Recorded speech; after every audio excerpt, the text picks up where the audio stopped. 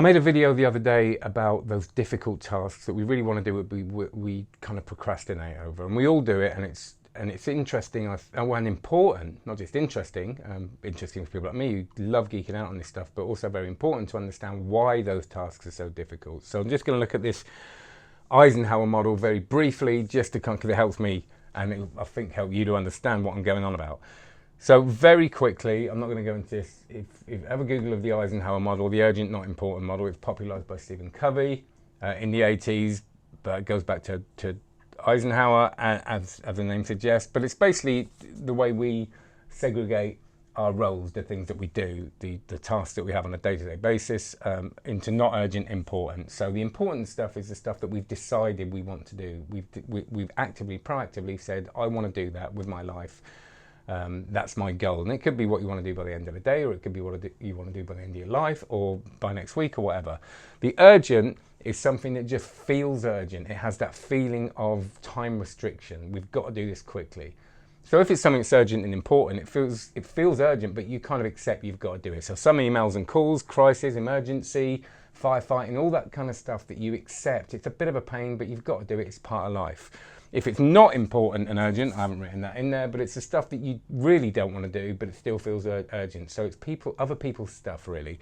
Not urgent, not important is completely time-wasting stuff. It's when you look at the social media and realise you've been looking for the holy grail of the status update that's going to make it worthwhile, which doesn't exist for like 2.5 hours. And you get that feeling of it's almost like a depressing feeling afterwards. It's like, what a waste of time. But the not urgent important is the stuff that you've decided is important, but you have to put time into. And if you think about it, if I was to say to you, as it does in 7 Habits of Highly Effective People, if you could name one thing that would improve your life the most, it would usually, whether that's work or private life, it would usually fall into this category. So it would come in things like health, vibrance, feeling good, relationships, all that stuff that kind of feeds us as human beings falls into quadrant 2. We can't rush that stuff. It's stuff that takes time. Now the problem with it, and this is what I'm getting to, is why is this stuff more difficult? We are useless as human beings. We're a little bit better in business, but at putting this stuff in a diary. So if we decide that we've got to become more healthy, for some reason we find it very hard to say, right, on Wednesday I'm going to do a half-an-hour walk, or I'm going to do this. If we tend to be a bit fluffy about it, like, yeah, I'll get around to it. But we're really interested in this stuff because the urgent, important stuff kind of makes us feel busy. Problem is that busy isn't really the stuff that moves us forward a lot of the time. Creativity does, and things that we can spend time doing. So the health of ourselves or our businesses tends to be so for example, long-term deadlines that you've got, but you've got time to spend on them. So writing a book is a classic one. You can't bang a book out in a couple of days. I know people that have, but if it's going to be something good, it's something you've got to chip away at every day and put time into and mold and sculpt and nurture. Health, same thing. Development, personal development, business development, relationship building, as I've mentioned. Now the thing about this stuff, the reason why we find it so hard is because our brains thrive on short-term reward. Okay, it's that dopamine rush. It's that looking at the little red number on Facebook and saying, oh, I got a message. And even though we get used to it and we go, it's another message, our brains are kind of wired to find that very addictive. So the key really is to actively decide to spend a certain amount of time here, even if we're not going to want to straight away. So making this video, it's not urgent, I don't have to do it, but I've decided that at a certain time I'm going to do it, and I'm going to put aside a certain time to do that.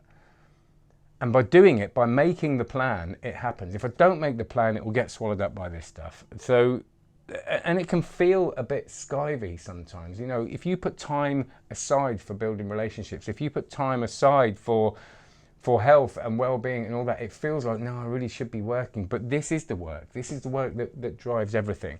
This, if you spend more time on here, will get smaller. In fact, all of these will get smaller, because if you're spending time on long-term deadlines, the short-term deadlines start moving forwards, getting smaller.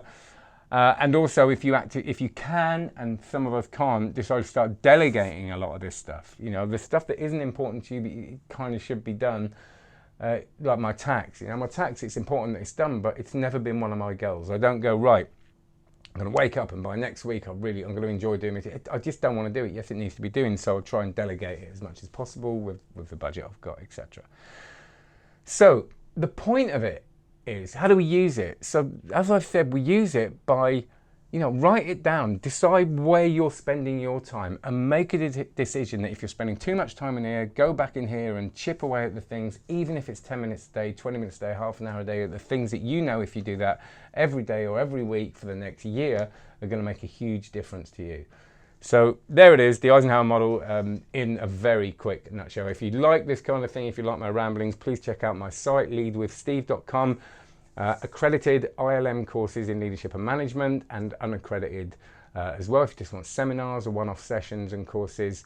Check out my YouTube channel if you're not already on it. It's Steve Faulkner, speaker, trainer, coach. Just YouTube search that. And any inquiries about training, coaching, do let me know.